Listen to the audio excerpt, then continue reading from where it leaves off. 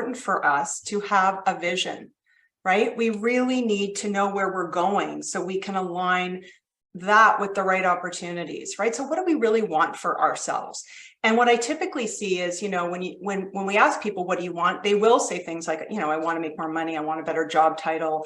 I really want to advance. But we also, which I see as sort of success factors. These are very external measures of how we're doing.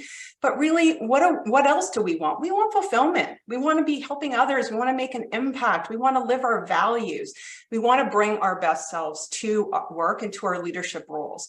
So really keep this in mind as we're going through the content today. What do you really want for yourself? Not just a promotion, but what does that really look like in 2023? Okay. And how do we get both? I mean, that's the next question. How do we get both? And the number one foundational way that we do this is that we need to be really, really intentional.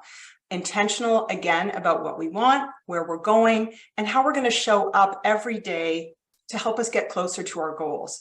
So again, I just want you to think about this idea. A lot of what we're going to talk about today is very much about being intentional and showing up the way we want to show up. So next slide. So what can you expect today? We're going to talk about 3 key things. One is the importance of knowing what you want and the value you offer. The other one is sort of this idea of the difference. What I see is the difference between credibility and influence and why this matters in terms of career advancement and promotion. And the third one is we're going to talk about some self-advocacy strategies that are really key to accelerating our leadership and to getting where we want to go.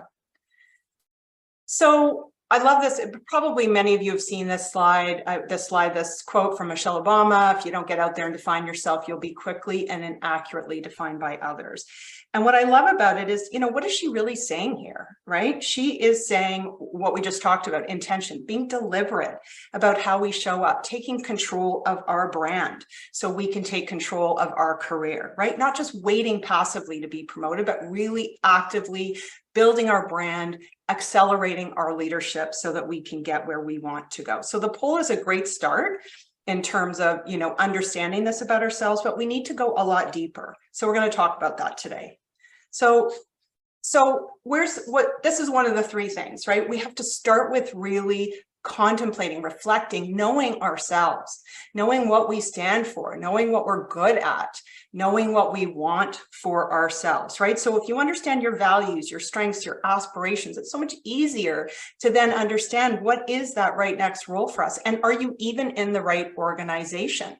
Right? Because I actually work with a lot of clients who are trying so hard to get promoted. And then when we start to unpack it and unpack their strengths and unpack the work they really want to be doing, sometimes they're not the right department. They're not in the right role. They're not in the right organization. So these are really important questions to be asking ourselves.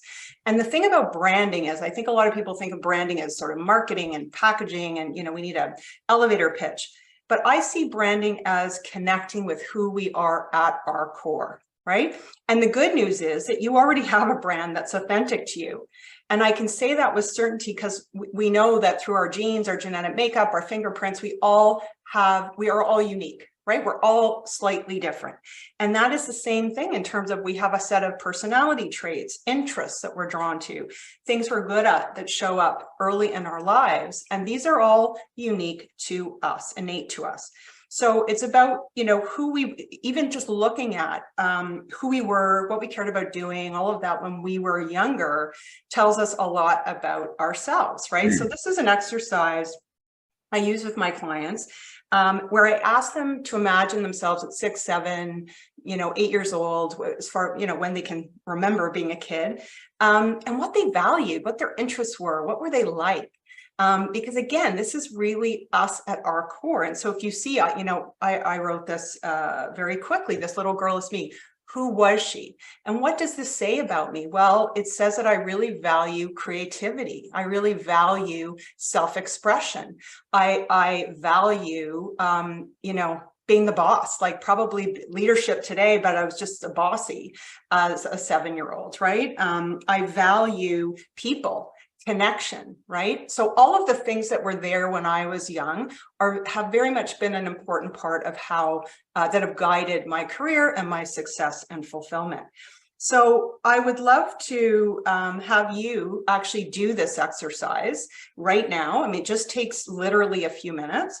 And so get out a pen and paper wherever you are and think about yourself. So you might have a photo of yourself as a little girl around or in your head, or remember a memory, a happy memory, and tune into that little girl and write down all the things that you remember about her, just like I did here. And I'm just going to give you a few minutes to do that. Okay, so I'm just going to set my timer here. And so again, you're not going to have to share this with anyone. It's for you. It's just a good reflection. And Jacqueline, I think this is a really great, while the participants are writing it down, I was just thinking as I was reading your profile about what I would write about myself. And yeah, it brings to mind a lot of, I think, ultimately comes down to values and kind of what's important to me, and, certain metrics, right? More important than other things. And I think what you're trying to get at is some things don't really change. I mean, they kind of follow us wherever we go as far as our careers.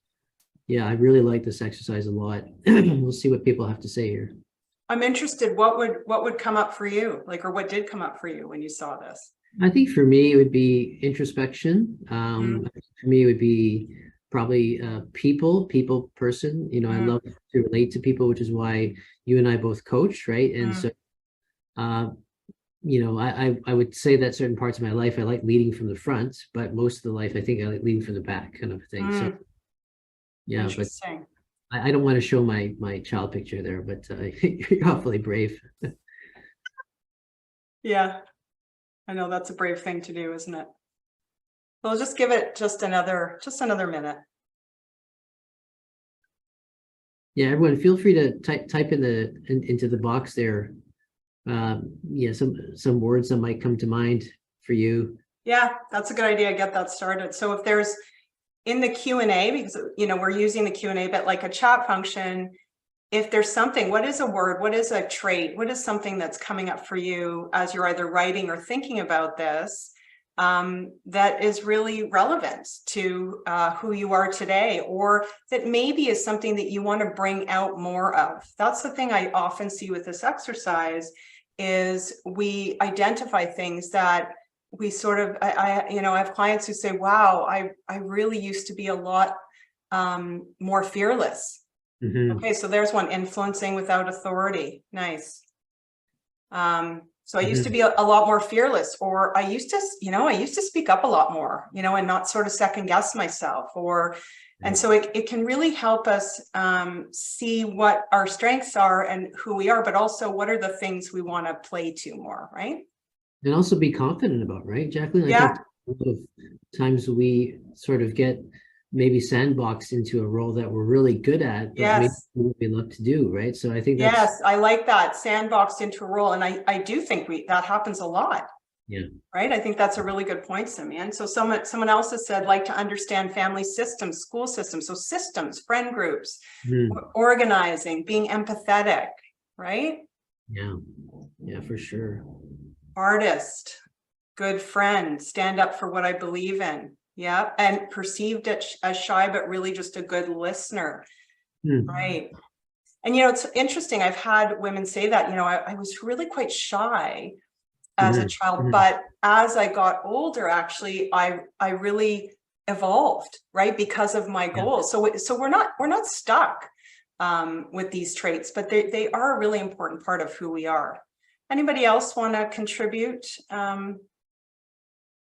What's coming up for them? Okay, there's another, making a vision. Oh, nice. Reality.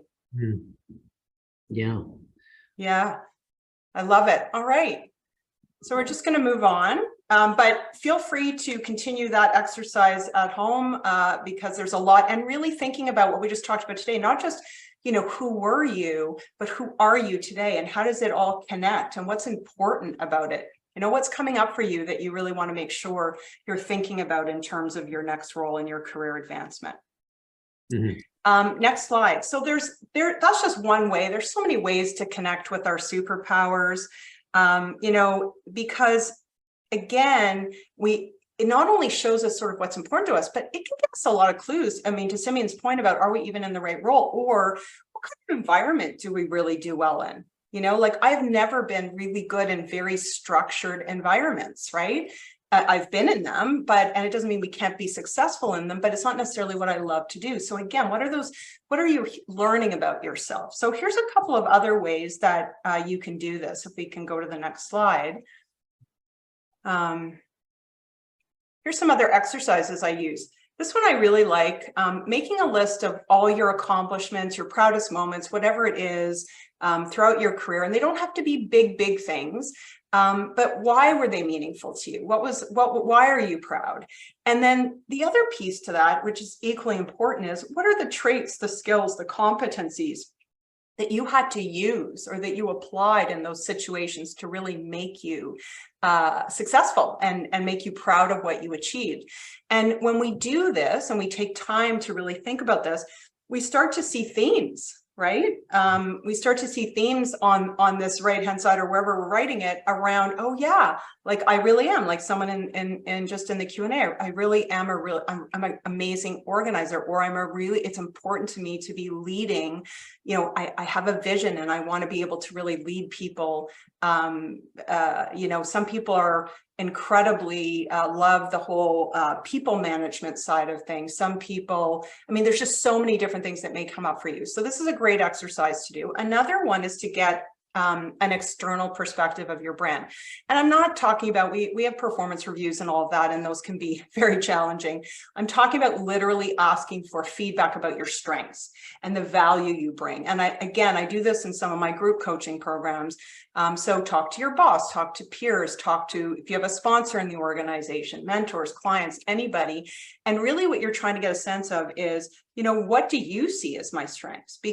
And what do you see as the value that I'm bringing right now in my role? And what this does is it helps to actually help us make sure that we know how we're being perceived, but it also sometimes I see brings up things that we don't even realize are valued, things that we are providing or doing. And that's a really important thing in terms of our brand and how we take that forward, right? So again, this is all, if you go back to that sort of Michelle Obama quote, having a better sense of how you want to define your brand, which is, again, at your core, then you can start thinking about, how do I do this?